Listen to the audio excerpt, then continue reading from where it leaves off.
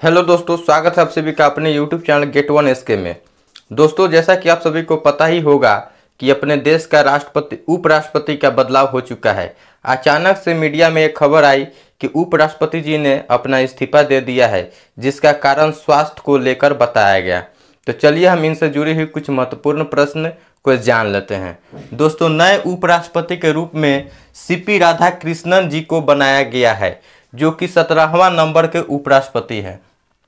अगर व्यक्तिगत तौर पर पूछा जाए तो 15वां उपराष्ट्रपति हैं। अगर क्रमागत से पूछा जाएगा तो 17वां, क्योंकि हामिद अंसारी और सर्वपल्ली राधाकृष्णन ऐसे दो व्यक्ति हैं जो कि दो बार उपराष्ट्रपति रह चुके हैं।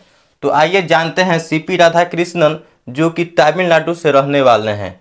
वर्तमान में ये महाराष्ट्र के राज्यपाल थे तथा ये झारखंड के भी राज्यपाल रह चुके हैं।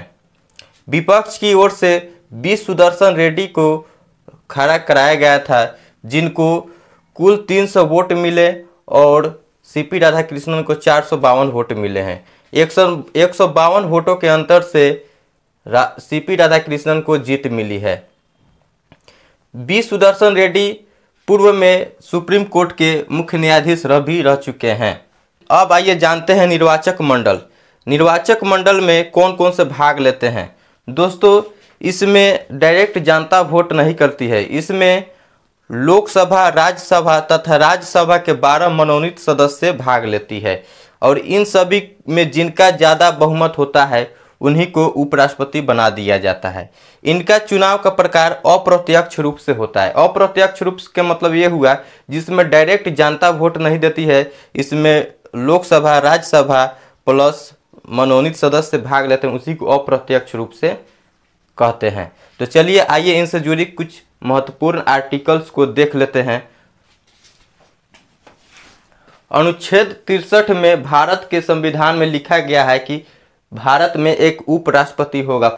अनुच्छेद 64 में लिखा गया है कि सभापति यानी कि राज्यसभा के सभापति होंगे। अनुच्छेद 65 में कार्य का वर्णन किया गया है कि इनका क्या कार्य होगा। अनुच्छेद 66 में निर्वाचन, कि इनका निर्वाचन किस प्रक्रिया से होगा।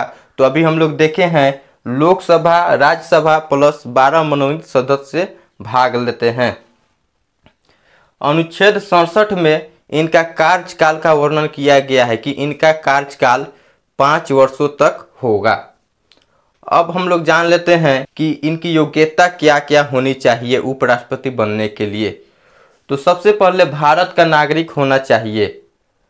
35 वर्ष की आयु पूरा कर लेनी होती है। राज्यसभा में जाने योग्य होना होता है। किसी भी सरकारी पद पर लाभ नहीं होना चाहिए। तो आज हम लोग जाने हैं उपराष्ट्रपति से जुड़ी कुछ महत्वपूर्ण प्रश्न।